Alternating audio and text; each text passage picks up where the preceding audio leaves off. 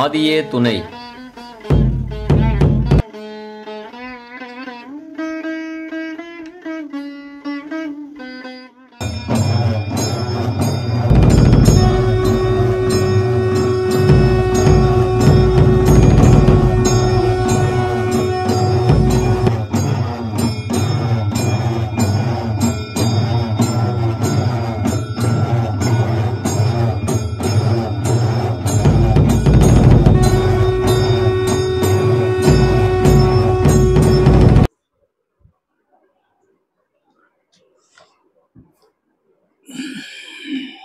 Recording in progress.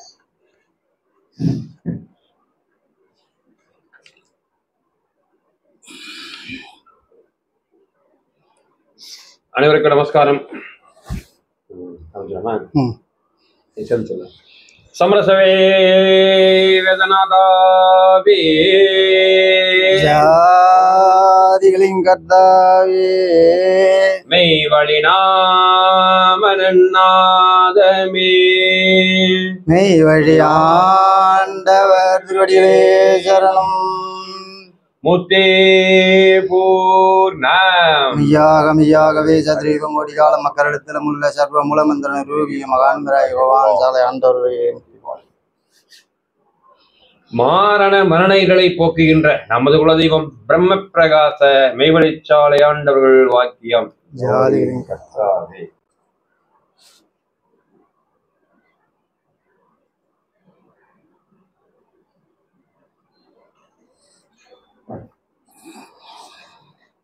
ஜாதிகளுக்கெல்லாம் ஒரு ஆட்சி புரிகின்ற ஒரு மணி ஈசனாக படித்தது இருக்கா? அதற்காக நல்லா மனிதனை படைத்தது மற்ற மிருகங்கள் எப்படி இடையில மண்டை போட்டு போகுதோ இதே மாதிரி அறிவியல கவலைப்படுறதில்லை, வேற ஒண்ணும் இல்லை. இவன் பெருங்கவலை ஏன் சம்பாதிச்சு விட்டதெல்லாம் இருக்குதுல்ல, இவன் சாமானியமா விடாது பாடலை அல்லவா? அப்போ எல்லாம் வாரிக்கிட்டு கிளம்புது எல்லாம் நாட்டம். இப்படி இல்ல இவன் இடையில மரணிக்கிறான். இப்படி போறதுக்காக வேண்டி சர்வேஸ்வரன் இவனுக்கு சர்வ உலகத்தையும் 1008 அண்டங்களையும் படைத்து மனிதனுக்காக வச்சு படைச்சிருப்பானா? அந்த மிருகங்களை போறதா இருக்கு இல்லை, யோசிச்சு பார்த்தா இல்லைன்னு நல்லா தெரியும். பின்ன மனிதனை பின்ன எதுக்காக வேண்டி படைத்தான் அப்படின்றாக்க அது வேணுமில்ல. மனிதன் ஆனவன் மனிதன் ஈசன். அவனுக்கு எந்த வாழ்க்கையோ சர்வேஸ்வரனுக்கு என்ன அவனோடவே இருந்து வாழ்கிறதற்கு இவனுக்கு அந்த பவர் இருக்குது. அந்த பவரை இவன் கொடுத்துருக்கான். மனிதனுடைய தலையே மனிதனே நாம் இன்னாரு இப்பேற்பட்ட வல்லவத்தை பெற்று மனிதனாக வந்திருக்கிறோம் என்று சொல்றதுக்கு நாதி இல்லாத ஊர்ல நாம் குடியிருக்கிறோம். இதுவரைக்கும் மனிதனானவனுடைய செயலானது இப்பேற்பட்ட வன்மையுடைய வெறி இவ்வளவு மேம்பாடுடையது அப்படின்னு தெரியாத ஊர் இருக்குமே, அந்த ஊர்லதான் நாமளும் ஏறி இருக்கோம். ஏன் மனிதன் செத்ததாக என்னென்னால் நீங்க நிரூபிக்க முடியாது. நிரூபிக்க யார் செத்து போறாங்க? இப்போ ஒரு மாடு வச்சிருந்தா செத்து போச்சுது, ஒரு குதிரை வச்சிருந்தா அது செத்துச்சு. என்ன எத்தனையோ செத்து போச்சுது. இதே மாதிரியா இந்த அப்பன் செத்து போனானா? சாதாரணமாக ஒரு ரொம்ப அசூசியான ஒரு பள்ளியானது இருக்குது, ஒரு கேவலமான மிருகம், அது செத்துது. கால் செத்துக்கு ஓடுறான் மனிதன், கால் செத்துக்கு ஓடுறான். அத மசுரை கூட கிடைத்துக்கு வாங்கி போடுறான், விடுறது இல்லை அல்லவா? மனிதன் செத்தாக சும்மா விட இருக்கிறது இல்லை. ஐயோ அசூசி போட்டு போனான்னு போய் குளிக்கிறது இல்லாவிட்டா சூட வந்துருங்கிறாங்க.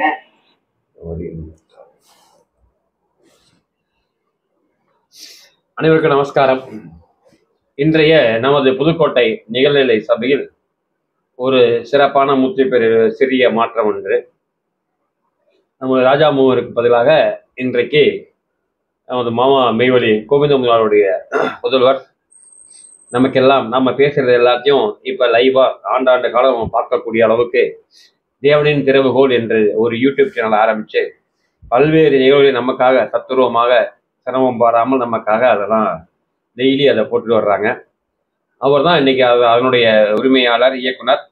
சாலை திருஞான சம்பந்தன் அவர்களை இந்த புதுகை நிகழ்ச்சியின் சார்பில் அன்புடன் வரவேற்போமாக.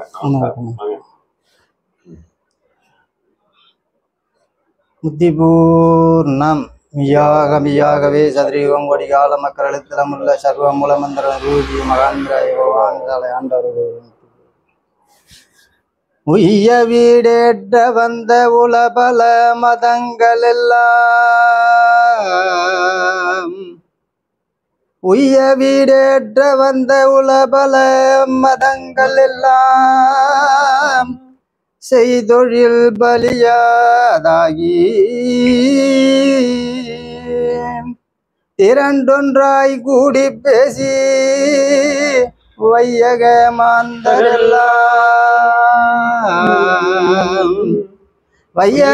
மாந்தரெல்லாம் வாழவே வேணுமென்று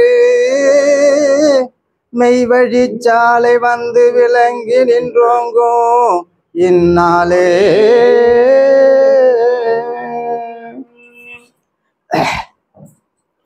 இன்னைக்கு நாம இந்த பொங்கல் வர்றதுனால நம்ம அந்த பொங்கல்ல தெய்வம் அந்த திருப்பாடல்ல இருந்து நாம கொஞ்சம் பார்ப்போம்.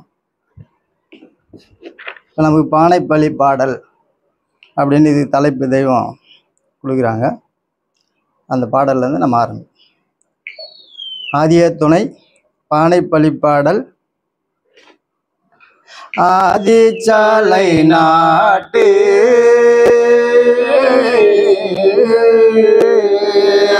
ஆதிச்சாலை நாட்டு மெய்வழி ஆண்டவர் மக்கள் குலம் நீதி பெருங்குடி மாலை பானை பலி பொங்கலோ பொங்கல். இப்போ நம்ம இந்த இடத்துல வரலாம் இந்த ஒரு 2 கண்ணியை பார்ப்போம். இப்போ தெய்வம் நமக்கு வந்து ஆதிச்சாலை நாட்டு அப்படின்னு சொல்கிறாங்க. முதல்ல ஆதிச்சாலை நாட்டு மெய்வழி ஆண்டவர் மக்கள் குலம் நீதி பெருங்குடி மாலை பானை பலி அப்படின்னு தெய்வம் நமக்கு கொடுக்குறாங்க. இப்போ பானை பலி அப்படின்னு சொல்கிறாங்க. பானைன்னா நம்ம வந்து இந்த தேகத்தை தான் பானையாக ஒரு சித்தர் வந்து அவர் சித்தரிச்சு பாடுறாரு. நந்தவனத்தில் ஓராண்டி அவன் 4 மாதமாய் குயவனை வேண்டி கொண்டு வந்தான் ஒரு தோண்டி மெத்த கூத்தாடி கூத்தாடி போட்டுடை தாண்டி நந்தவனத்தில் ஓராண்டி அவன் 4 மாதமாய் குயவனை வேண்டி கொண்டு வந்தான் ஒரு தோண்டி அப்படின்னு அகப்பை சித்தர் அவர் பாடுறாரு. அதில் நமக்கு தெய்வம் வந்து எப்படி வழங்கியிருக்காங்க அப்படின்னு பார்த்தோம்னா, இப்போ நம்ம ஆலயத்தில் பொங்கல் திருவிழா அன்னைக்கு முதல் நாள் போயிட்டு ஜீவ தண்ணீர் வாங்கிட்டு வந்து அதை வாங்கி அதுக்கப்புறம் அந்த பானையில் உழ வைப்போம். அப்படி தானே? அப்போ இந்த இறைவன் இடத்துல நாம் இந்த பானையை, அதாவது இந்த பானைக்கு இந்த மானிட சரீரத்துக்கு ஒரு பேர் இருக்குது, சாலோகம் அப்படின்னு நாம் வந்து கேள்விப்பட்டிருக்கோம். அப்போ இந்த அமானித பொருள் இறைவனிடத்தில் ஒரு மனிதன் போய் வித்யா தத்துவம் என்ற அந்த அமானித பொருள் வாங்கினாதான் இந்த தேக மானிட சட்டை கிடைக்கும். அப்போ அந்த மானிட சட்டை கிடைச்சதும் அது சாதாரணமாக கிடைக்குமான்னா சாதாரணமாக கிடைக்காது. எத்தனையோ புல்லாய் பூடாய் புழுவாய் கல்லாய் மரமாய் இப்படி எத்தனையோ பிறப்பு எடுத்தோம். ஆனால் இந்த மானிட தேகம் எடுக்கிறதுக்கு இறைவன் இடத்துல இந்த ஜீவன் போய் கையேந்தி கேட்டு வரம் கேட்குது. அப்போ இறைவன் சொல்கிறாங்க, நீ வேற எந்த ஜீவராசினா கூட பரவாயில்ல எடுத்துக்கோ, ஆனால் இந்த மானிட தேகம் எடுத்தன்னா அது அந்த நீதியில் நீ வந்து கட்டாயமாக என்னை வந்து சந்திக்கலன்னா முடிவில்லா நரகத்து நீ போயிடுவ. அதனால் அவங்க வந்து மேக்சிமம் தடுக்கிறாங்க. ஆனாலும் இந்த ஜீவன் என்ன சொல்லுது அப்படின்னாக்கா, வானலாம் சிறப்போனாகி வருகுவேன் என வாக்கிந்து தான் 7 கடனும் வாங்கி தரைதனில் நரனாய் வந்து ஈன நன்றி கெட்டோனாயி இருங்கடன் பலுபாவத்தால் வீண் புகை தலையாய் போகின்ற தோற்றம் அந்தோ.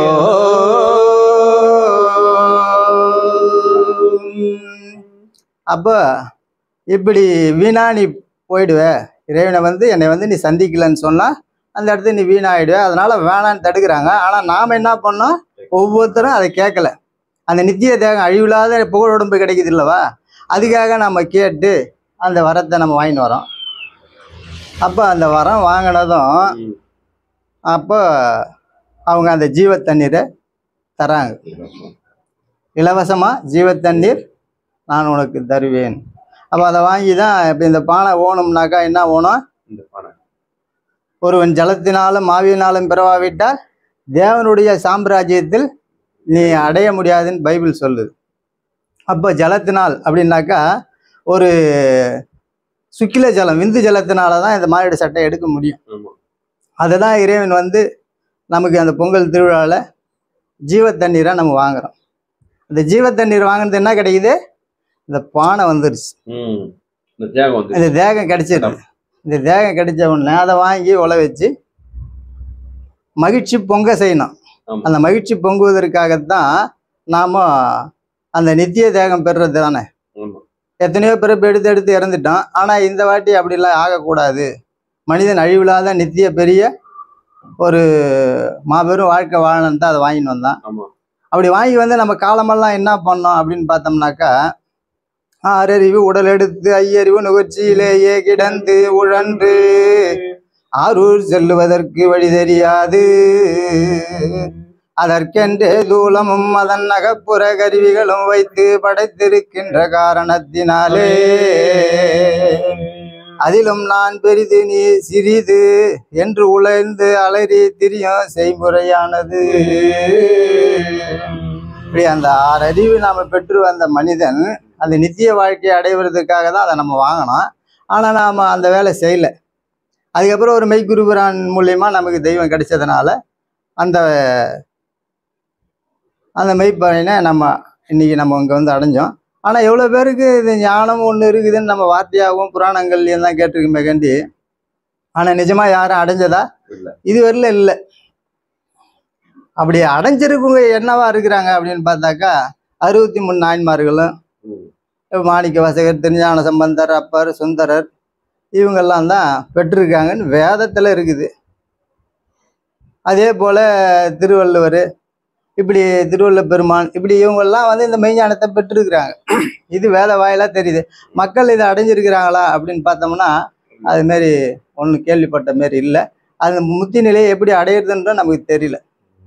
அப்படியானா இந்த ஜீவ தண்ணீர் நம்ம வாங்கின்னு வந்து காலமெல்லாம் எதில் உழண்டோம், ஆறு செல்வதற்கு வழி தெரியாது உளறி அலைந்து திரிந்து கொண்டு தான் இருந்தோம். அப்போ இந்த தெய்வீகம் வந்து கேட்குது, இங்கே ஏதோ ஒரு மெய்ஞானிகள் வந்துருக்குறாங்க அப்படின்னு. எங்கள் அப்பாலாம் வந்தாங்க, சபையில் சேர்ந்தாங்கன்னு வச்சுங்களேன். அப்போ காலமெல்லாம் நம்ம எதில் இருந்தோம், செத்தா ஒன்றும் இல்லை, எல்லாரும் 4 பேர் மாரி வாழ்ந்துட்டு போயிட வேண்டியது தான் அப்படின்னு தான் நினச்சின்னு இருந்தோம். ஆனால் மரணமே இல்லாத ஒரு பெருவாழ்வு தான் நம்ம பெற்று வந்திருக்கிறன்றது தெய்வம் நமக்கு எடுத்து சொன்னதுனால நமக்கு தெரியும், இல்லைன்னா தெரியாது. இப்படியான இந்த நவகிரக கோள்களால் நம்ம பீடிக்கப்பட்டிருந்தோம். அதில் இருந்து நம்மளை விடுவித்து அந்த மகிழ்ச்சியை பொங்க செய்கிறாங்க. அதுதான் நம்ம பொங்கல்னு திருவிழாவாக நாம் அதை கொண்டாடுறோம். அப்போ இது உலக சட்ட பிரகாரம் பார்த்தோம்னாக்கா இந்த தேகத்தை பலி கொடுத்தாதான் ஞானம் பெற முடியும், இல்லைன்னா பெற முடியாது. உடல், பொருள், ஆவி இது 3 தத்தம் பண்ணோம். அப்படித்தான் நம்ம தெய்வம் வந்த காலம் முதல் அந்த சட்டம் இருந்துச்சு. எந்த மெய்ஞானிக்கும் அந்த சட்டத்தை மாற்றுகிற வல்லபமோ அவங்க தவமோ பண்ணலை. அப்போ உடல், பொருள், ஆவி ஒவ்வொரு மனிதனை தத்தம் பண்ணி தான் பெற வேண்டியதாக இருந்தது கடவுள் வல்லல் பெருமான் வர்ற கால வரிகளுமோ. ஆனால் அவங்களாலேயும் அந்த சட்டத்தை நடத்த முடியல. அதனால அவங்க கடையை விரித்தோம் கொல்வார் இல்லை கட்டி விட்டான்பாங்க. கேட்டு திறனெழுந்து திருந்தி தேரிலர் ஒருவரும் இல்லை, கடையை விரித்தோம் கொல்வார் இல்லை கட்டி விட்டோம் அப்படின்ட்டாங்க. சரி அவங்க அப்படியே போயிட்டாங்களான்னு பார்த்தோம்னா இல்லை. அவங்க எனக்கு அப்புறம் ஒருத்தர் வராங்க, நமக்கு தென்பாகத்தை சாலைக்கு ஆண்டவர்கள் வருவார்னு அவங்க ஒரு அடையாளத்தை கொடுத்துட்டு போகிறாங்க. அவங்க கிட்ட போய் இந்த மெய்ஞானத்தை நீங்கள் பெற்றுக்குங்க அப்படின்றது அவங்க தீர்க்க தரிசனமாக எழுதி வச்சிட்டாங்க. இருந்தாலும் அவங்க மக்கள் ஏன் அவங்களால பண்ண முடியல அப்படின்னா அந்த தவத்தை மாற்ற ஞான சட்டத்தை மாற்ற முடியாது. அப்போ தெய்வம் என்ன பண்ணுறாங்கன்னா மக்களுக்கும் சேர்த்து அவங்களே தவம் பண்ணி சர்வ சன்னதத்தையும் பெற்று நீ கையேந்தனா போதும் நான் உனக்கு தந்துடுறேன். இந்த யுக்தி தெய்வம் மட்டும்தான் பண்ணுறாங்க, வேற எந்த மெய்ஞானிகளும் பண்ணல.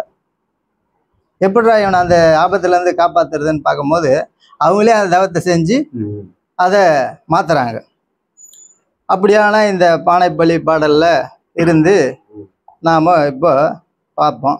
இந்த பானைப்பள்ளின்றதுக்காக அது ஒரு சாலோக பதவி. இதை தான் இதில் பானைப்பள்ளி பாடல்னு அதை பலி கொடுத்து தான் அதை பெறணும். அப்புறம் ஆதிச்சாலை நாட்டு அப்படின்னு சொல்கிறாங்க. அப்போ ஆதிக்கு நாம் பார்ப்போம். ஏன்னா இப்போ அந்த பாடல்லையே தெய்வம் அங்கங்கே அந்த ஒரு 2 வரியை மட்டும் நம்ம எடுத்துகிட்டு இப்போ அதை நம்ம பார்க்குறோம். ஆதி அப்படின்னா என்னன்றத நாம் இப்போ பார்ப்போம். மான்மீகத்தில் தெய்வம் கொடுக்குறாங்க. ஆதின்னா என்ன அப்படின்னு, கான்மூலை ஆதிக்கு முன் ஆதியான்மீகம் ஓதி வரும்.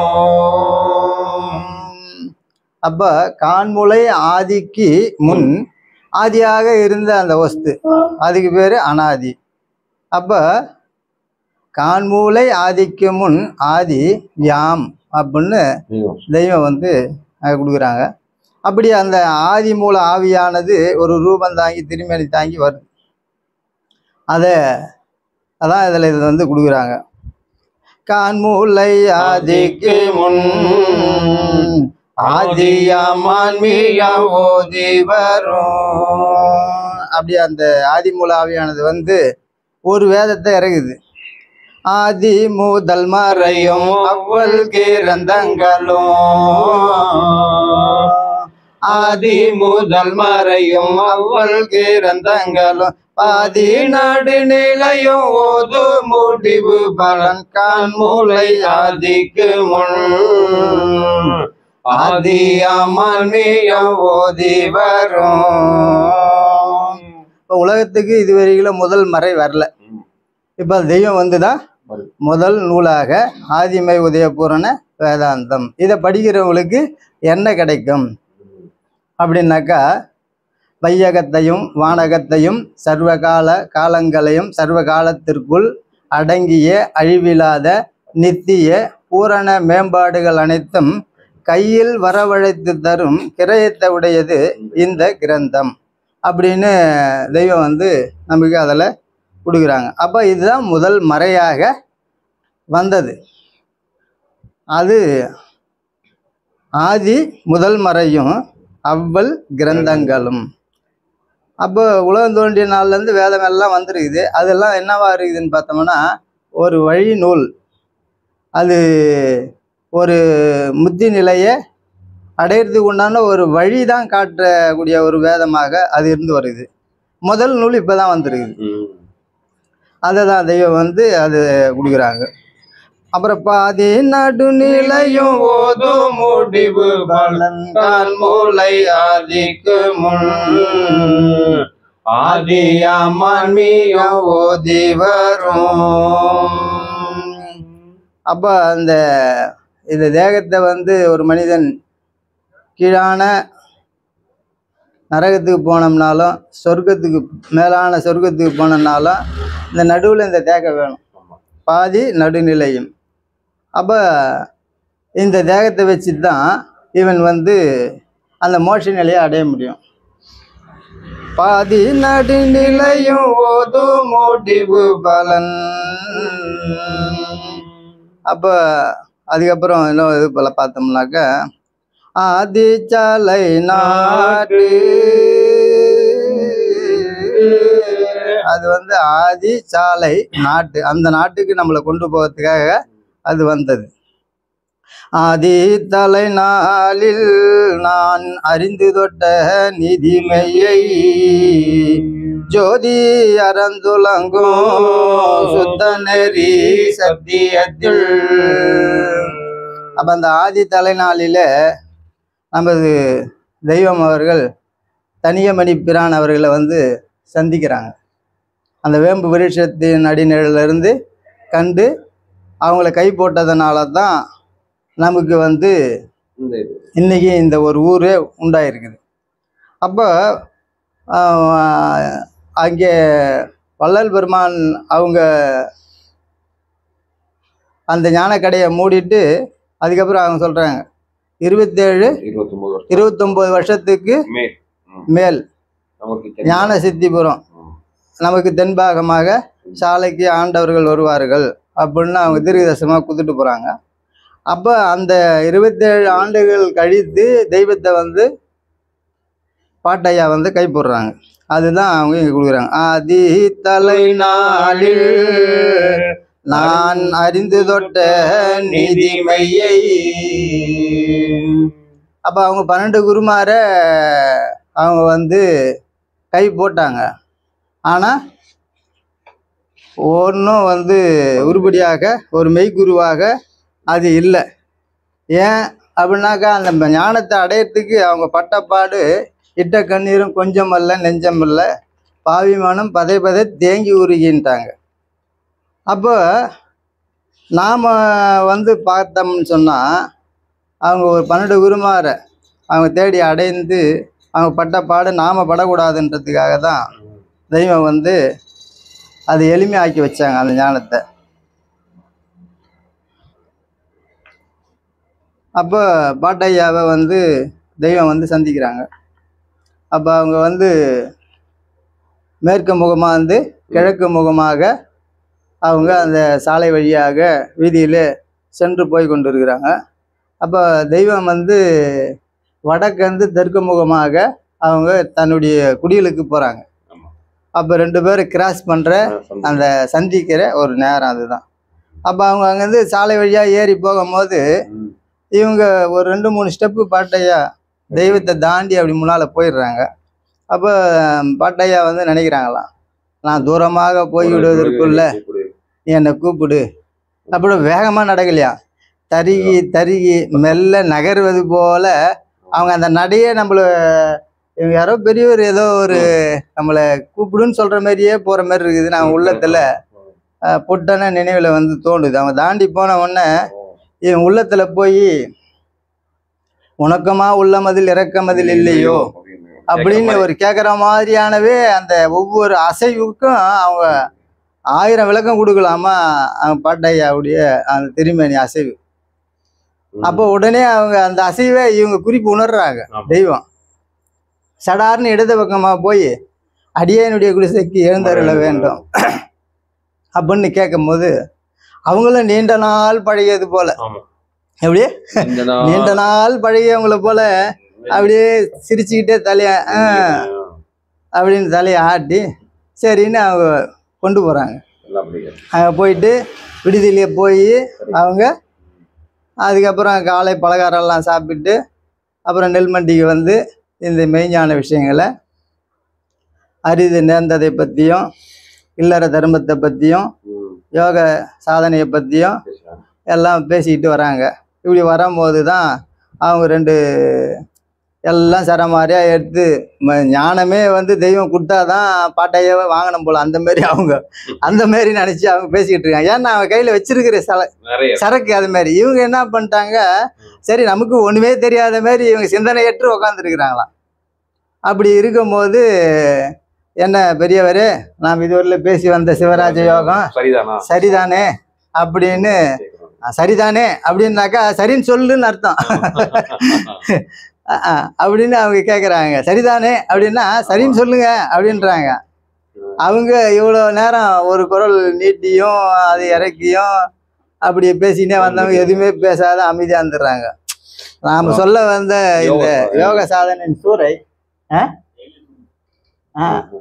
வார்த்தையில் 2 அப்படின்னு அவங்க சொல்லிட்டு வர்றதை வச்சு பார்க்கும்போது இவங்க என்ன பண்ணிட்டாங்க, அப்படியா சரி, ஆம் சரிதான், மூச்சை இழுத்து அடக்க முயல்வதானது நரகவாதிகளாகிய பாவியர்களுக்கு அது குறுக்கு வழி பிரயாணம், ஆம் சரிதான் என்று அப்படின்னு அவங்க வந்து சொல்லிட்டாங்க.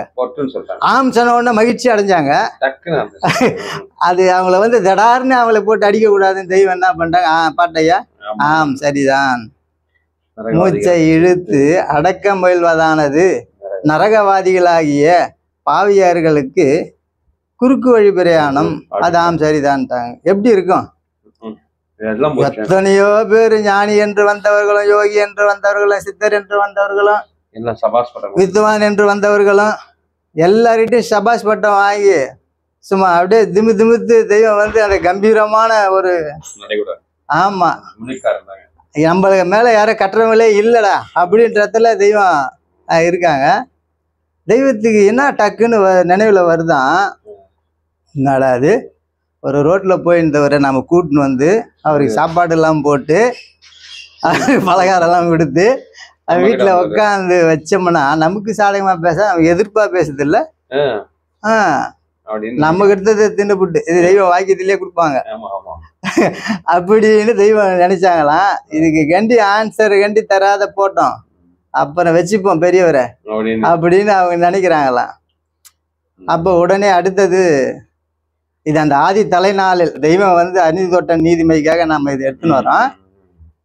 அப்போ பாட்டையா வந்து எடுத்து கொடுக்குறாங்க. புலத்தியா மகாமுனிவர் நூலில் இந்த வாசி யோகத்தை பற்றி சங்கமாக சொல்லியிருக்காங்களே, அது உங்களுக்கு தெரியாதா அப்படின்ன உடனே இப்படி எடுத்தாங்களாம். ஆமா, இப்படி எடுத்து இத்தனாவது பக்கத்துல பாரு அப்படின்னு எடுத்து திருப்பினா இல்லைன்றாங்க, இல்லை இந்த பக்கம்ன்றாங்க. இப்படி திருப்பினா இல்லைன்றாங்க, இல்லை அதுக்கும் பக்கத்துல அப்படின்னா அந்த ஒட்டி இருக்குது ரெண்டு ஏடும், அதை பிரிக்கிறாங்க. ஏடு ரெண்டும் ஒட்டி இருக்குது, அதை அப்படி பிரிச்சாங்களாம். பார்த்தா அதுல எல்லாம் சொல்லு காணு மூச்சடக்கி விழியது முருட்டி கபாலமும் திறந்தவர் கோடி. அப்போ இவங்களுக்கு அப்படி செய்யறவங்களுக்கு என்ன வரும், உதரவாதம் வந்திருக்கும். அப்படின்னா ஆசன வாயில பிளட்டு போகுமா, அவ்வளோ ஹீட்டு என்ன, ஃபுல்லா உக்காந்து பத்மாசனம் போட்டு உக்காந்து பட்சிக்கிற அக்னியாக ஏறி அது மாத்துறதுக்கு அவங்க முருங்கைப்பூவும் தேங்காய் நீல போட்டு வதக்கி அது பருகின்னு அந்த உதரவாதத்தை போக்கிருக்கிறாங்க. அப்ப ஆமா, அப்போ கரெக்டான சாட்சியோட கொடுத்துட்டாங்களே அப்படின்னு ஒரு கொஞ்சம் அப்படி தடுமாறுறாங்க. ஏன்னா இதுவரையிலும் யாருமே வந்து அவங்கள எதிர்த்து கேள்வி பேசுனது கூட கிடையாது, கேட்டதும் கிடையாது. இவங்க இந்த அளவுக்கு அதை வந்து லகுவா வச்சிட்டாங்களே, கொஞ்சம் மேலே கொஞ்சம் அவங்களுக்கு ஒரு இது வருது. அதுக்கப்புறம் என்ன பண்ணிட்டாங்க தெய்வம் பாட்டையா தனியமணி பிரான் அவர்கள் ரோஸ்மிதா கூடிய காலத்துல வித்யா தத்துவம் என்னும் அந்த அமானித பொருள் இறைவனிடத்துல சீதனமாக நீ வாங்கி வந்தாயே, அந்த திருநாடு உன்னுள்ள எங்க அப்படின்னு கேக்குறாங்க. இதுவரைக்கும் கேட்டறியாத கேள்வியாக புழக்கத்திலே கிடையாது. அப்படி ஒரு புது மொழியை அவங்களுக்கு போட்ட உடனே அவங்க என்னடா இதுனா நம்ம இதுவரையிலும் கேட்டதே இல்லையே, எந்த பாடத்திலையும் வேதத்திலுமே நம்ம இது அறிஞ்சதா படிச்சதாவே இல்லையே அப்படின்னு ரொம்ப ஆச்சரியப்படுறாங்க. அப்புறம் அவங்க உடல் அதுக்கும் மெய் வாய் கண் மூக்கு செவி இப்படி முன்னு பின்னு எப்படின்றாங்க. இதெல்லாம் மிருகங்களுக்கு உள்ளது உமக்கு தெரிந்தது தானே என்று மிக லகுவாக எடுத்து தெரிந்து விட்டார்கள். அவ்வளவுதான். அடுத்தது அவங்க ப்ரூஃப் பண்ணணும். அப்பவும் அவங்களுள்ள எப்படி இருக்குது, இது சொன்ன உடனே அவங்களுக்கு இது நெஞ்சில் இடி விழுந்தார் போல கலைஞனாகலாம்.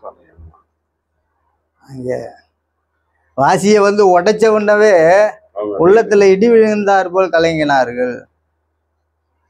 தட்டொன்று திசை தப்பின ஒரு கப்பலானது, ஆமா, அப்படி அவங்க தத்தளித்து கொண்டிருந்த போது இவங்க இதெல்லாம் சொன்ன உடனே கொஞ்சம் ஆச்சரியமாகவும் ஒரு இதுவாக ஆயிடுது.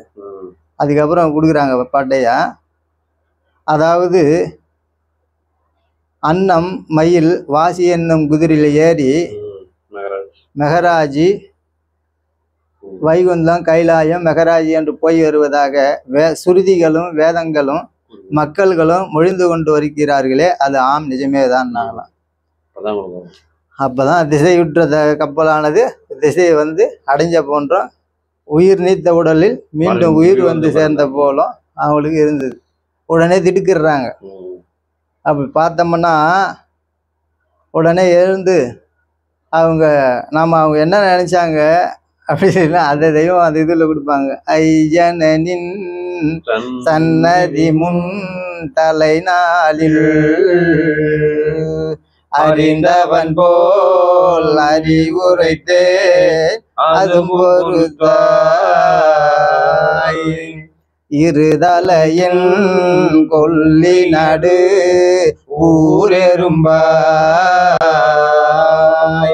இருந்தவனை எடுத்தனைத்த யாபீரே. அப்புறம் அதை வந்து நமக்கு குருமணி மாலையில தெய்வம் வந்து நான் இப்படிலாம் ஐயனை நான் நினைச்சேன் அப்படின்னு அங்கே அதை கொடுக்குறாங்க. அந்த ஆதி தலைநாளில் அதுக்கு தான் இப்போ நம்ம எடுத்தோம்.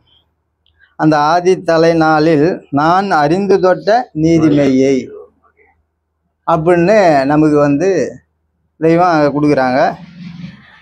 அது அப்புறம் ஜோதி அறந்துலங்கும் சுத்த நெறி சத்தியத்தில். அப்ப அந்த ஜோதி அறந்துலங்கும் சுத்த நெறி சத்தியத்தில். அப்ப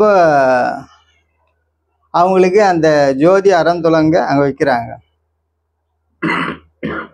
அப்ப இதுவரையிலும் நமக்கு அறியாம இருந்த அந்த மெய்ஞானத்தை தெய்வம் வந்து பாட்டையா வந்து அந்த ஜீவ சுடரை ஏற்றி வச்சிடுறாங்க. அப்புறம் ஆதி துணை ஆதியே துணை ஆதியை அறிய குருவே துணை. ஆதியை அறியணும்னா யாரு வேணும்? ஆதி துணை ஆதியே துணை. அந்த ஆதியை அறிய குருவே துணை. அப்ப ஆதி என்னவா ஆகுது அப்படின்னு பார்த்தா ஆதி துணை ஆதியே துணை. அந்த ஆதியே ஒரு குருவாக வரணும். மற்ற மனிதர்கள் நாம் இங்கே இப்போ சாமியார் குருக்கள் அப்படின்னு சொல்றோம் இல்லைங்களா, அது அவங்களுக்கு அல்ல. அந்த குரு என்ற ஒரு பெயர் யாருக்காக வைக்கப்பட்டது அப்படின்னு பார்த்தோம்னாக்கா, அழிவிலிருந்து அழியாமை நித்திய யம பயத்தை கடத்தி அந்த மரண பயத்திலிருந்து கடைத்து ஆட்டி வைக்கின்ற அந்த மெய்க்குருபிரானுக்கு பொருந்தும். மற்றவங்களுக்கு அது குருன்ற பொருந்து வாத்தியாருன்னு சொல்லலாம். ஆனால் குருன்னா இவங்களுக்கு தான் அது பொருந்தும். தந்தை தாய் கடமை தான் மறவாதே ஆதி மூலமே அதிசய சக்தி வேதம் ஓதுதல் மெய்வழி தொடர. அப்போ அந்த ஆதி துணை அந்த ஆதிக்கு நம்ம இப்போ பார்த்தோம். அப்புறம் ஆதி சாலை அப்படின்றதுக்கு இப்போ நாம் அதை பார்ப்போம். படு வேதவி நாங்கள் பகரும் மூச்சு மாறே பாரில் மனுமகனை பார்த்தவரோற்றமாறே நிடுகையிலை தன்னை நிலத்தில் இறக்கி வைத்து நாடி சாலை என்றிட்ட வந்தனர் நவில் வீரே.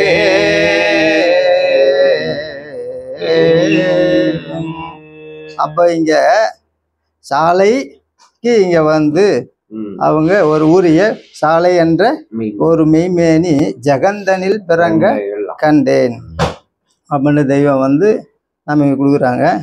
வேதகமா கலைகள் இன்னிசை விரிக்கும் மும்முச்சி மாறே ஐயா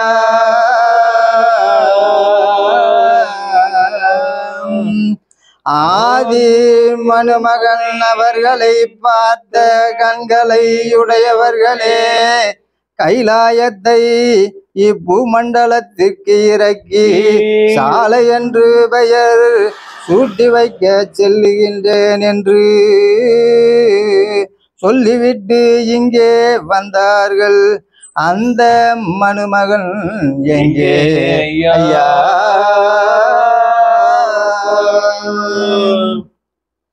ஆதி சாலை, அந்த ஆதியும் சாலையும் இப்போ நம்ம சாலை என்ற ஒரு இதுக்கு தான் இப்போ நம்ம பார்த்துட்டு வரோம்.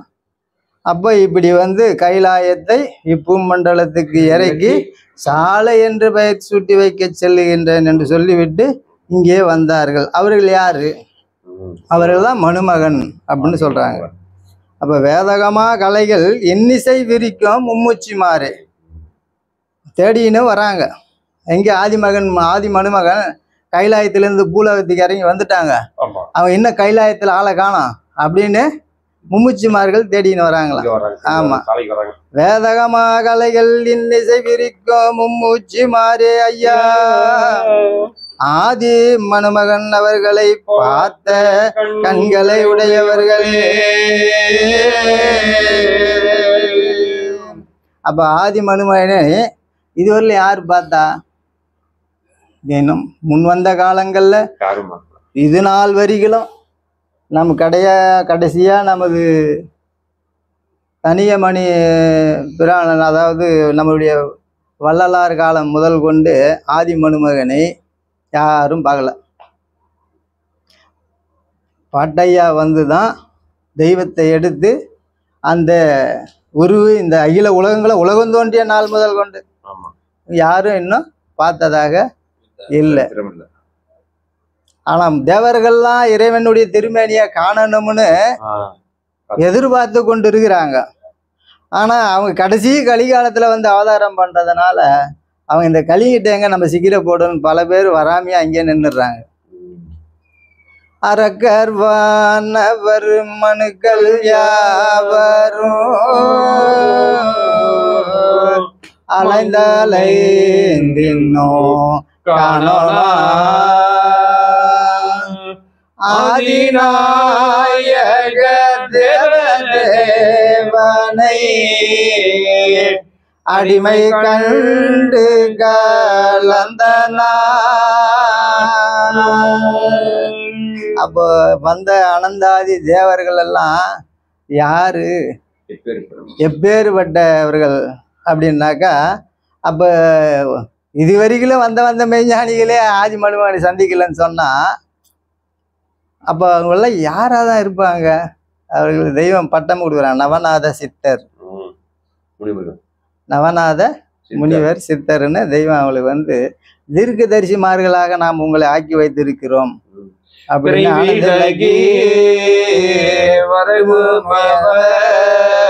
நேரம் தன்னில் தெரிய வைக்கும் காரணங்கள் தொந்துமிகள் பரவிருத்த நிச்சயங்கள் அத்தனையும் வரும் முனிவர் நவ நாத சித்தர். அப்ப அவங்களுக்கு வந்து அனந்தாதி தேவர்களுக்கு நாத சித்தர்னு தெய்வம் ஒரு பட்டம் கொடுக்குறாங்க. வாக்கு வல்லமையில நம்ம அனந்தாதி தேவர்களை உலகத்துல யாராலையும் வெல்லவே முடியாது. என்ன காரணம் அப்படின்னா ஆதி மனுமகனையே பார்த்தாச்சு. இறைவனை நேரம் இருதயத்தில் இறைவனை தரிசித்தவர்கள். அவர்களை போய் யார் ஜெயிக்க முடியும்? யாராலையும் ஜெயிக்க முடியாது. அந்த வாக்கு வல்லமையில தான் அவங்கள வந்து ஆக்கி வச்சிருக்கிறாங்க. நாம ஒன்னா ஒரு ஜெயிச்சிடலாம் நினைக்கலாம், கட்டாயமா அவளை நம்ம ஜெயிக்கவே முடியாது. அவர்கள் அவங்க எந்த தீட்சி வாங்கணும்லாம் கூட ஒன்றும் தேவை கிடையாது. ஒரு நம்பர் ஆயிருந்தா கூட போதும். நீ எப்பேர் விட பிஹெச்டியே படிச்சிருந்தா கூட அவங்கள நம்மளால ஜெயிக்க முடியுமா? முடியாது. அவங்களுடைய திருமேனியினுடைய ஒவ்வொரு அசைவுகளும் அந்த சிந்தனைகளும் நமக்கு வருமா? தெய்வம் டேய் ஆகாய விமானத்தை நீ பார்த்துருக்கிறியா? இல்ல. ஆகாய விமானத்தை பார்ப்பதுக்கு முன்ன அது சிந்தனைக்கு வருமான்னு கேக்குறாங்க. வராது. ஆனா நான் படிக்கல, ஆனா ஆகாய விமானத்தை நான் பார்த்துருக்கேன். அது இப்படி இருக்கும் அப்படி இருக்குன்னு நான் சொன்னேன்னா உனக்கு எதனா தோற்றத்துக்கு வருமா? வராது. அப்போ அவருடைய அந்த ஆதி திருமேனியே அவங்க பார்த்த கண்களை உடையவர்கள். அவங்கள பார்த்தாலே அவங்க கிட்ட நம்ம பேசினாலே நம்ம மனக்கவலையெல்லாம் தீர்ந்துடும். அப்போ அவங்க தெய்வத்தை சந்திச்சிருந்தாங்களே எப்பேற்பட்ட மகிழ்ச்சி பெருவாழ்வில் அவங்க இருப்பாங்க அப்படின்னு பார்த்தோம்னா அது இனி இந்த உலகத்துக்கு, ஏன்னா முன் வந்த மெய்ஞான சித்தர் முத்தர் யோகி ஞானிகளுக்கே அது கிடைக்கலையே. அப்போ வந்திருந்த ஏதோ அந்த புண்ணிய ஆத்மாக்கள் எங்கள் அப்பாலாம் தெய்வத்தை அவங்களுடைய அன்பு பிடியில் ஆகி சபையில் சேர்ந்ததுனால எனக்கு இது எளிமையாக கிடைச்சது. இப்போ யதார்த்த நன்மன மக்கள்லாம் இன்னைக்கு இதை தொடர்றாங்கன்றது இது அறிவுக்கோ சிந்தனைக்கோ நினைவுக்கோ எட்டாத ஒன்று. எனக்கு எனக்கு கல்லு கோயில்லாம் எனக்கு தெரியாது. எனக்கு தெய்வம்னு எடுத்து தெரிஞ்சது முதல் நமக்கு என்ன தெரியும்? மெய்வழிச்சாலை மட்டும்தான் தெய்வம்னு எனக்கு தெரியும். நான் அந்த கோயில் குளங்கள்லாம் நான் போயிருக்கேன்னா எனக்கு அங்கே ஒரு தெய்வம் இருக்குதான்னு என்னுடைய சிந்தனையிலையோ என்னுடைய அறிவிலையோ அது கிடையாது. ஏன்னா முதல்ல பிறந்த உடனேயே நாம் இங்கே ஊர்லேயே பிறந்து இங்கே வளர்ந்து நம்ம வந்ததுனால நமக்கு இதுதான் தெரியுமே கண்டு இப்படி ஒரு இது நமக்கு தெரியாது. ஆனால் அவர்கள் எப்படி அப்படின்னாக்கா அந்த வெளியிலேயே புழங்கி இருக்கிறாங்க. வெளியிலேயே புழங்கி அங்கேயே வாழ்ந்து அதுதான் தெய்வம் என்று நினைத்து இன்னைக்கு யதார்த்த நன்மன மக்கள் வர்றதை பார்க்கும்போது ஆச்சரியமா இருக்குது. என்ன காரணம்? எதனால அவங்க அப்படி வந்தாங்க? என்ன தெரிஞ்சுக்கிட்டாங்க அப்படின்னா, அப்ப தெய்வம் அந்த ஒவ்வொரு வசனங்களும் வேத வாக்கியங்களும் எந்த மெய்ஞானியும் இந்த அளவுக்கு எளிமையாவே இறக்குனதே கிடையாது. நீ எடுத்து படிச்சு பாருங்க, அதில் நமக்கு அர்த்தம் புரிஞ்சுக்கிறது கூட ரொம்ப கஷ்டமா இருக்கும். ஆனால் எளிமைய முறையில் நமக்கு தெய்வம் எடுத்து வழங்கி வராங்கன்னு சொன்னால் அது எப்பேற்பட்டது? அதுதான் அவங்க சொல்றாங்க, ஆதி மனுமகன் அவர்களை பார்த்த கண்களை உடையவர்களே கைலாயத்தை, என்னங்க கைலாயம்னா ஆகாயத்தில் இருக்குதுன்னு நினச்சிருந்தோம், இங்கே என்ன இந்த பூலோகத்தை இறக்கி வச்சுட்டாங்க அப்படின்னு. அப்போ எங்கள் அப்பா முதல்ல சாலைக்குள்ள நுழையும் போது அந்த 8 மணி அப்போ அங்கே பெரியம்மா அப்புறம் தெய்வம் அவங்க ஆசனத்தில் அமர்ந்துருந்தாங்களாம். இந்த பக்கம் பெரிய அண்ணன், இந்த பக்கம் சின்ன அண்ணன் வயலின் வாசிக்க அந்த தேடு ஊடகம் நடக்கும் போது அந்த கைலாயத்திலேருந்து சிவபெரு பார்வதியும் பரமசிவரும் அப்படியே இறங்கி இந்த பூ உலகத்துக்கு வர்ற காட்சி போல நான் கண்டன்டான்னு எங்கள் அப்பா உத்தரவு பண்ணார். எங்கள் அப்பா அப்படியே வர்ணிப்பாங்க அதை. இப்படி அப்படிலாம் அவங்க அந்த காஷாய உடையும் பஞ்சகட்சமும் இடகட்சையும் அந்த ஒவ்வொரு அனந்தர்களை பார்த்தோம்னாலே அது ஏதோ ஒரு புதிய உலகத்துக்கு இப்போ நாம எல்லாம் வெறும் வெள்ளை தலைப்பா கட்டின்னு இருக்கிறோம். அப்ப வெள்ளை தலைப்பாலாம் கிடையாது, நாங்க குழந்தைகளை கட்டின்னு திரியும் பத்தியா. இவ்வளவுதான் இருக்கு. யாருன்னா புதுசா வந்தா இருக்கும். ஆலயம் முழுக்க எப்படி இருக்கும்? அப்படியே செந்தாமரை போலவே கண்கொள்ளாத காட்சியா இருக்கும். அதெல்லாம் அது ஒரு வசந்த காலம். எனக்கு பாருங்க, நாங்க தெய்வத்தை நான் குழந்தையில நம்ம பார்த்துருக்கோம். அது அறிவு பருவம் வராத காலம். நமக்கு அப்படியே கொஞ்சம் கொஞ்சமா அந்த பழகின பழக்கம், அந்த பார்த்த காட்சிகள், நடக்கிற ஒவ்வொரு நிகழ்வுகளும் வச்சு நமக்கு இப்போ அப்போதைக்கு இப்போ வச்சு பார்க்கும்போது அது ஒரு சொர்க்க பூமியா அப்படியே மாறிக்கிட்டே அனந்தர்களும் குறைய குறைய என்ன ஆகுது, அந்த ஒரு புது பொலிவுகள்லாம் மாறிக்கொண்டே வருது. அதனால் அவங்கள் கைலாயத்தை, அப்போ அது கைலாயமாகவே இருந்தது, இப்பவும் அது கைலாயம்தான். அப்போ அவங்க அந்த கைலாயத்தை இப்பூமண்டலத்துக்கு இறக்கி சாலை என்று பெயர் சூட்டி வைக்க செல்லுகிறேன் என்று சொல்லிவிட்டு இங்கே வந்தார்கள். அந்த மனுமகன் எங்கே அப்படின்னு நம்ம பிரம்ம கூடகர்கள்லாம் தேடி வராங்க. அப்போ நாம் அதுக்கு அடுத்தது மான்மியத்திலேருந்து சாலைன்னா என்னன்றத ஒரு இது பார்ப்போம்.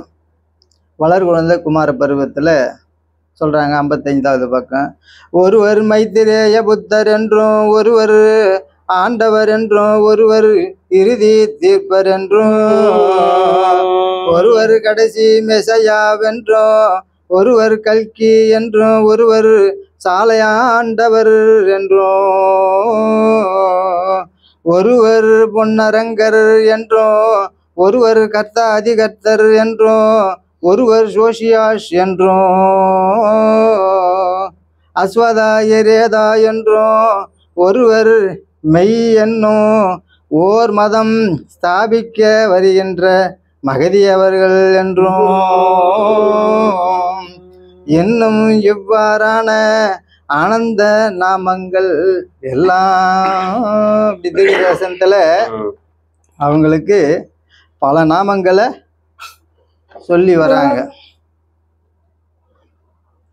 அப்போ டைம் ஆனு சொல்லு. நம்ம ஆதிமை உதய பூரணம் பக்கம் 326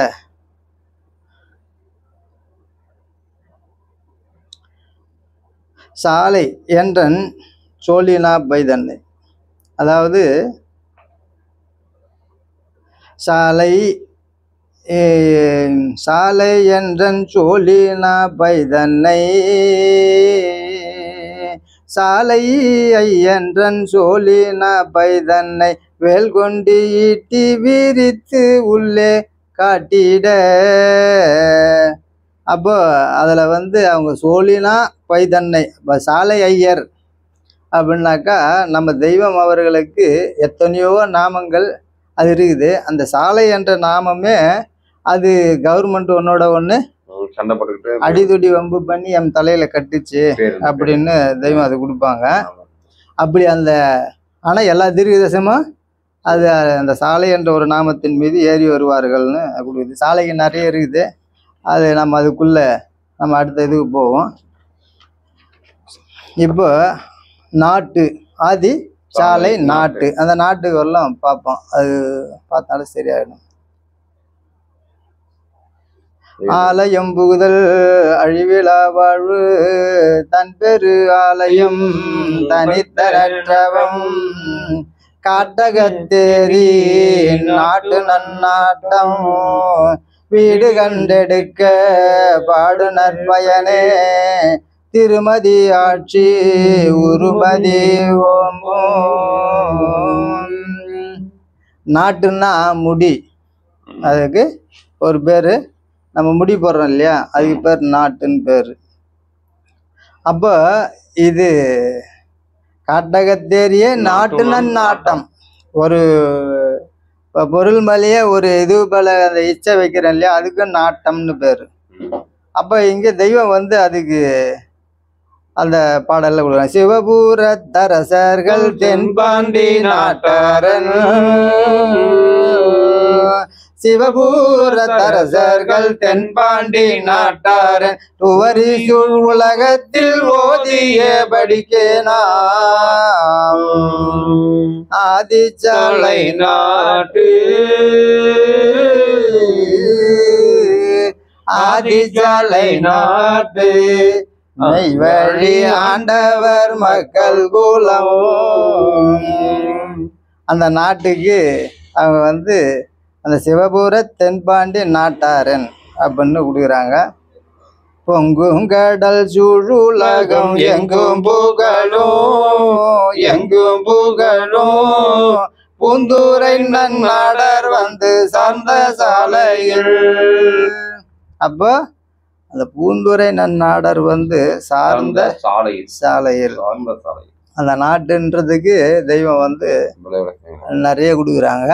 அதில் இன்னொன்று நம்ம எடுத்துக்குவோம். இப்போ நாட்டுன்னா முடி அப்படின்னா பிரம்ம முடின்னு போடுவாங்க, கேள்விப்பட்டிருப்போம் இல்லைங்களா? ஆமாம், பிரம்ம முடி. அந்த பூநூலில் போடுவாங்களே, அந்த பூநூலில் பிரம்ம முடிச்சின்னு ஒன்று போடுவாங்க. அப்படி அந்த முடிச்சுன்றதுக்கு பிரம்ம முடின்னு ஒரு பொருள் புழக்கத்துல இருக்குது. இப்போ தெய்வம் நமக்கு வேற எங்கே அதை கொடுக்குறாங்க அப்படின்னு பார்த்தாக்கா, அது இல்லறமும் கிரகஸ்தனும் செயல் வெவ்வேறாய் கேள் மகனே இன்பமாக. இல்லறத்தின் அகண்ட முடி சுடர் தேகத்தில், அந்த முடிச்சுடர் தேகத்துக்கு அவங்க அதுக்கு நாட்டு முடி அப்படின்னு பேர். அந்த நாட்டுன்னா முடி, அந்த முடிக்காக நான் எடுக்கிறேன். இல்லறமும் கிரகஸ்தனும் செயல் வெவ்வேறாய் எடுத்துரைப்போம் கேள் மகனே இன்பமாக. இன்பமாக இல்லறத்தின் அகண்ட முடி சுடர் தேகத்தில் இருப்பவருக்கு நவகிரக கோல் அதிகாரம் செல்லாது. செல்லுதற்கங்கோர் இடமங்கில்லா தேகி அவன் ஒளி பாய்ந்து குணம் வேறாகி சொல்லும் அவன் சொற்படியே கிரகம் கேட்கும். சுருதி விதி கடந்த பொருள் யாமே அப்படின்னு அங்கே அதை கொடுக்குறாங்க. நான் முடியணுமா? முடிச்சுட்டுமா? அப்படி வந்து அந்த நாட்டுன்றதுக்கு முடிச்சு, அந்த முடி நிறைய இருக்குது, அந்த பிரம்ம முடிக்கலாம். அதனால நம்ம ரொம்ப அதிகம் இது வந்து விரிக்கணும்னா நிறைய சின்ன போகலாம். அதனால இது மீண்டும் இன்னொரு சபையில் நாம் தொடருவோம். என்னுடைய முத்தி பேருரை நிறைவு செய்கிறேன். அனைவருக்கும் நமஸ்காரம். மீண்டும் முத்தி பேருரை தொடரும். அனைவருக்கும் நமஸ்காரம். இன்றைய நமது புதுக்கோட்டை அறிஞர் சபையில் நம்முடைய எதிர்பாராத விதமாக இன்னைக்கு நம்மளுடைய ராஜா முகமது வராத காரணத்தினால் அதற்காக நம்முடைய சாலை திருஞான சம்பந்தன் அவர்கள் இன்னைக்கு நம்ம வேதத்திலிருந்து ஆதிமை உதயபூரண வேதாந்தத்திலிருந்து அந்த கண்ணீர் வந்து 2 இதை மட்டும் எடுத்துக்கிட்டார். பானைப்பொலி பாடல்ல இருந்து ரெண்டு லைனை மட்டும் எடுத்துட்டு ஆதிச்சாலை நாட்டு அப்படின்றத இன்னைக்கு, ஆமா, பானைப்பொலி பாடல் இருக்கு ஆதிச்சாலை நாட்டு. அப்ப ஆதிச்சாலைனா எப்ப தோணுச்சு, அவங்களுடைய திரு அவதாரத்தை சுருக்கமா நம்ம மான்மீகத்துல பார்த்ததை வெகு அழகாக அப்படியே ஆரம்பிச்சிருந்து நமக்கு ஒரு கண்காட்சி மையா அதை ஆரம்பிச்சது. தெய்வம் எப்படி அவதரிச்சாங்க, அவங்க பாட்டையாவை எப்படி சந்திச்சாங்க, எங்கே சந்திச்சாங்க, அப்போ நடந்த நிகழ்வுகள், அப்புறம் எப்படி தெய்வம் வந்து அவங்கள கை போட்டாங்க அப்படின்றதையும் மான்மீகத்தில் நாம் பார்த்துருக்கோம். அதை வந்து நம்ம கண் முன்னாடி அப்படி வர்ணனையாக அதை சொல்லிட்டு வந்தார். சொல்லிட்டு வரும்போது அப்புறம் அந்த பானை எதுக்கு பானை அப்படின்றதையும் நம்ம சொன்னாங்க. நம்முடைய தேகம்தான் கடமாகிய பானை. அந்த பானையை தான் வந்து நம்ம பலியிடணும். அப்போ தான் பலியிட்டா தான் வந்து நம்ம வந்து அந்த சொர்க்கத்தை அடைய முடியும் அப்படின்றதையும் எடுத்துக்காட்டி மிக சிறப்பாக இந்த 2 லைன்லேயே இன்னும் டைம் நம்ம இல்லை, அதனால இன்னும் மீண்டும் அடுத்த சபையில் அவர் இந்த பானைப்பள்ளி பாடலை தொடர்வார் கூறி வெகு சிறப்பாக இந்த முத்திப்பறி நமக்கெல்லாம் கூறி நாளைக்கு நிறைவாக இந்த பொங்கல் திருவிழாவை பற்றி நாளைக்கு நம்ம மாமா மேயொலி சீனிவாச முதலியார் நாளைக்கு வந்துட்டு இருக்காங்க. இங்கே நம்ம முதலாக லைவாக நாளைக்கு நம்ம அவரை இங்கே நம்ம முத்திப்பறி செய்ய ஆட்ட இருக்காங்க. அதில் அனைவரும் கலந்து கொண்டு பயன்பெறுமாறு நம்ம பொதுவே நிகழ்ச்சி சார்பில் நம்ம கேட்டுக்கொள்கிறோம். இப்போ நம்ம சபையை பூர்த்தி பண்ணலாம். சொல்லுங்க. இந்நாட்டிலிங்கே யமவளரி மாற்றும் இறைவா போற்றி. அந்நாட்டினிக்கு யுத்தெடுக்க வந்த அரசே போற்றி. மெய்யாகவே சதிரீவம் கோடி கால மக்களிடத்திலும் உள்ள சர்வ மூல மந்திர நிரூபி மகாந்திராய் பகவான் சாலை ஆண்டவர்களே. அனைவருக்கும் நமஸ்காரம். நம்ம மீண்டும் நாளை சந்திக்கலாம்.